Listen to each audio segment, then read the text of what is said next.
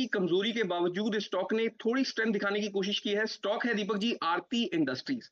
यहाँ पर देखिए काफी समय से स्टॉक काफी कमजोरी दिखा रहा था। पिछले 6 महीने से लगभग कमजोरी दिखा रहा था, बट पिछले 2 दिनों में एक अच्छा टर्न अराउंड का सिग्नल हमने इस शेयर के अंदर से आता हुआ देखा है। बाजार की कमजोरी और वॉलिटिलिटी के बावजूद ये रिकवरी बन रही है और थोड़ा सा ऊपर से नीचे आया बाजार की वीकनेस की वजह से, बट फिर भी मुझे लगता है कि कहीं ना कहीं आने वाले दिनों में ये टर्न अराउंड इस स्टॉक के अंदर एक्सटेंड हो सकता है। तो आरटी इंडस्ट्रीज को हम यहाँ से बाय कर सकते हैं। स्पॉट में अभी 421 422 के आसपास इसका प्राइस चल रहा है। स्टॉप लॉस हम इस काउंटर के अंदर रख लेंगे 409 रुपए का। और हमारे टारगेट्स होंगे दीपक जी, पहला टारगेट 450 का, सेकेंड टारगेट 465 तक का। 465 का टारगेट है। ओके, ये तो बात हुई पोजिशनल पिक की। लॉन्ग टर्म पिक के लिहाज से कहां मौके बनते दिख रहे हैं सर आपको? जी बिल्कुल दीपक जी, देखिए एक स्टॉक है मैरिको। यहां पर भी हम बहुत लंबे समय से इस स्टॉक को, एक लेवल था 660 के आसपास, वहां तकलीफ आती थी। नीचे से ऊपर तो आ जाता था, बट इस लेवल के आसपास आते ही फिर से रुक जाता था, फिर से डिप आया था इस शेयर के अंदर। बट पिछले 2 दिन में एक बहुत बड़ी चाल के साथ इस काउंटर ने 660 से ऊपर निकलकर एक बहुत मजबूती का मोमेंटम हमें दिखाया है। तो आने वाले तकरीबन 2-3 महीनों तक इस काउंटर के अंदर एक फ्रेश मोमेंटम हमें देखने को मिलना चाहिए। मुझे दिख रहा है कि कहीं ना कहीं ऑल टाइम हाईज भी हमें यहाँ पर इस काउंटर के अंदर बनते हुए दिख सकते हैं, जो कि है 720 के आसपास के। तो इस शेयर को बाय किया जा सकता है। अभी 673 674 के आसपास में चल रहा है। हम इस शेयर के लिए थोड़ा लॉन्ग टर्म का स्टॉप लॉस हमारा रख लेंगे 650 पर। और हमारे टारगेट्स होंगे दीपक जी, पहला टारगेट जैसा मैंने बताया 720 और सेकंड टारगेट 740 तक का। ओके, लॉन्ग टर्म मतलब कितने समय के लिए सर? तकरीबन मान लीजिए 2 से 3 महीने को मैं यहाँ पर देखता हूँ कि ट्रेडिंग के पर्सपेक्टिव से वो काफी अच्छा समय है। ठीक है, तो ये तो हुई लॉन्ग टर्म जी पिक। और अब अपने जो हमारे दर्शक हैं उनका सवाल ले लेते हैं। हमारे पास ईमेल पर ढेर सारे सवाल आए हैं और इनमें सबसे पहला सवाल है कमलेश का, जालंधर से इन्होंने भेजा है सवाल अपना। जोमेटो के शेयर हैं सर इनके पास, 81 शेयर हैं, 236 के भाव से इन्होंने लिए थे। क्या करना चाहिए इनको?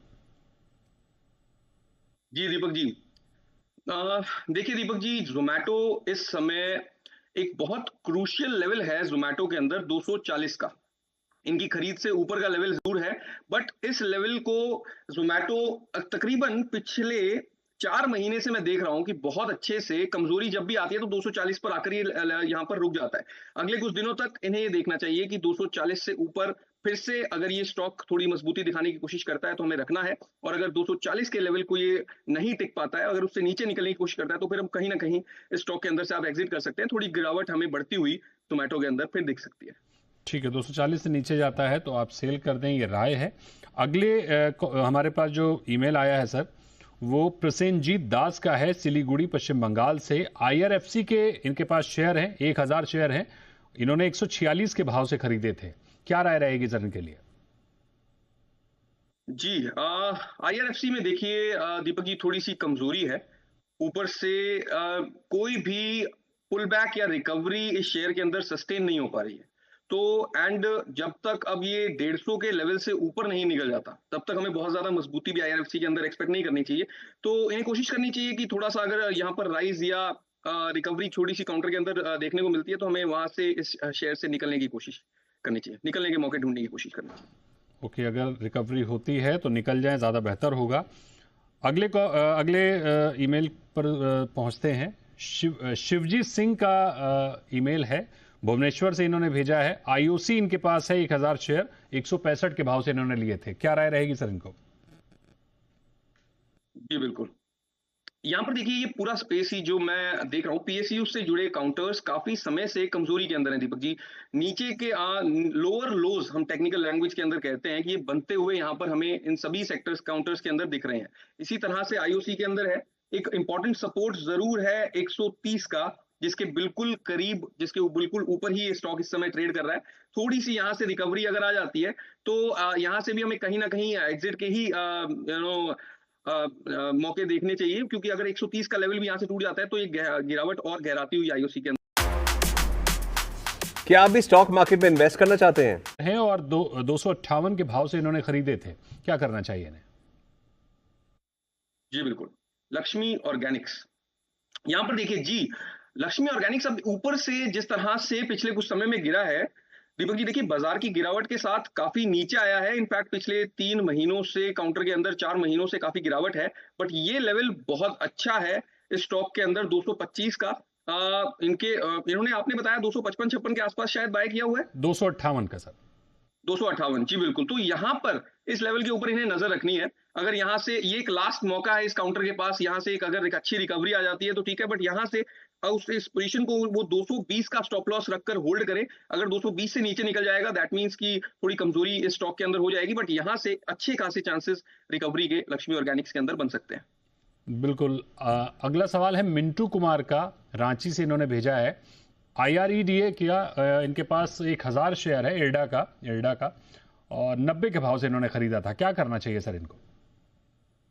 जी, अच्छा खासा मुनाफा इन्हें नीचे के लेवल से हो रहा है। ऐसे में अब मैं थोड़े से बड़े लेवल्स की अगर मैं बात करूं इनकी पोजीशन के हिसाब से, तो यहाँ से स्टॉक के अंदर थोड़ी बहुत बाजार की वजह से गिरावट जरूर आई है Deepak ji, but overall trend अगर हम लंबे समय का ट्रेंड देखें तो इस काउंटर के अंदर अच्छा है। अपने लॉन्ग टर्म सपोर्ट्स के आसपास में भी ये काउंटर अभी आ चुका है। तो ऐसे में इस स्टॉक को इन्हें बिल्कुल होल्ड ही करना चाहिए, क्योंकि इनकी कॉस्ट काफी नीचे की है, तो छोटी मोटी उतार चढ़ाव बने रहेंगे। ओवरऑल इरेडा के अंदर इन्हें कहीं ना कहीं अप ट्रेंड का फायदा मिलता रहेगा, स्टॉक ऊपर ही जाता रहेगा।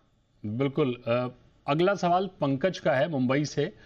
CDSL के शेयर हैं सर, 200 शेयर इनके पास हैं, 1950 के भाव से लिए थे इन्होंने। क्या राय रहेगी इनके लिए?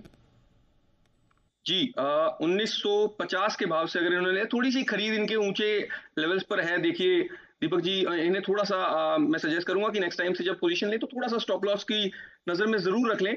यहाँ पर 1600 का लेवल जो है आज इस स्टॉक ने तोड़ दिया है।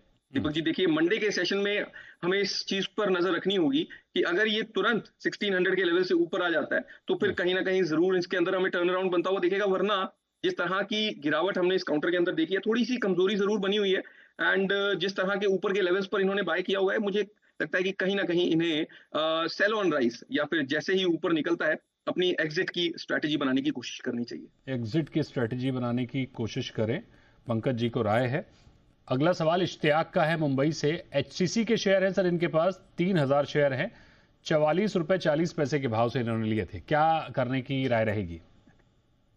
जी 44 रुपए 40 पैसे के भाव से इन्होंने लिए हुए हैं, यही बताया आपने दीपक जी? हाँ जी। जी बिल्कुल। देखिए HCC के अंदर भी बिल्कुल वही स्थिति है। बाजार के अंदर लगभग सभी स्टॉक्स के अंदर अभी हम देख रहे हैं कि बाजार की जिस तरह से हमने गिरावट आती हुई देखी है, सभी स्टॉक्स ने इस गिरावट के अंदर थोड़ी सी हीट फेस की है। तो इसी तरह से HCC भी है, थोड़ा सा नीचे आया है बट अच्छे खासे अब सपोर्ट्स के आसपास में है।